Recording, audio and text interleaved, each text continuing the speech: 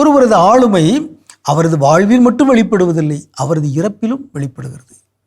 எனவே நோயாளர்கள், வயது முதிர்ந்தவர்கள் எப்படி இறக்கிறார்கள் என்பது அவர்களது ஆளுமையை வெளிப்படுத்துகிறது. சிலர் பொறுமையோடு, சகிப்புத்தன்மையோடு அனைத்தையும் தாங்கிக் கொண்டு இறப்பை சந்திக்கிறார்கள். வேறு சிலரோ கசப்புணர்வோடு, பொறுமையற்ற நிலையில், மனவேதனையோடு இறப்பை சந்திக்கிறார்கள். ஒருவர் எப்படி வாழ்கிறாரோ அப்படியே அவர் இறக்கிறார் என்று பொதுவாக சொல்லப்படுகிறது. எனவே வாழ்வில் நாம் எப்படி இருக்கிறோமோ அப்படித்தான் நம் இறப்பின் வேளையிலும் நாம் இருப்போம். இயேசு வாழ்வில் இறைவேண்டல் செய்தார், இறப்பிலும் இறைவேண்டல் செய்தார். வாழும் பொழுது கடவுளுக்கு நெருக்கமாக இருந்தார், இறப்பின் வேளையிலும் கடவுளுக்கு நெருக்கமாக இருந்தார். இயேசுவிடமிருந்து இதை நாம் கற்றுக்கொள்ள வேண்டும்.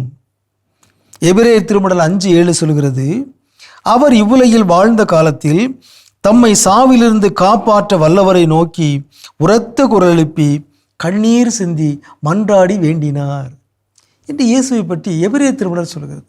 அவர் சாவை நெருங்கும் வேளையில் அவர் மன்றாடினார், இறைவேண்டல் செய்தார்.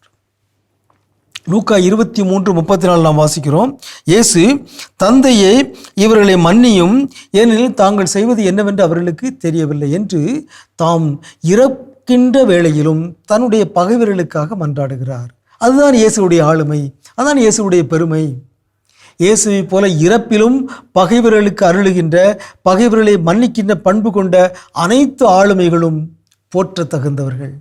நாமும் இவ்வாறு வாழ வேண்டும், நாமும் இவ்வாறு இறக்க வேண்டும். இதுவே நம்முடைய இலக்காக இருக்க வேண்டும். ஸ்தேவானை பற்றி ஒரு செய்தி சொல்லப்பட்டிருக்கிறது. ஸ்தேவான் இயேசுவை போலவே இறக்கின்ற வேளையில் 2 செயல்களை செய்தார். ஒன்று, இவர்களை மன்னியும் என்று இயேசுவை போல பகைவர்களுக்காக அவர் மன்றாடினார். இன்னொன்று, இயேசுவை போல உம்முடைய கையில் என் ஆவியை ஒப்படைக்கிறேன் என்று சொன்னார். ஆகவே ஸ்தேவான் ஒருவருடைய இறப்பு எப்படி இருக்க வேண்டும் என்பதற்கு அடையாளமாக விளங்குகிறார். இயேசுவுடைய ஆழ்மை அவருடைய இறப்பிலும் வெளிப்பட்டது. இயேசுவின் இறை நம்பிக்கை அவருடைய இறப்பிலும் வெளிப்பட்டது. இயேசுவின் பரிவு, இயேசுவின் மன்னிப்பு அவருடைய இறப்பிலும் வெளிப்பட்டது.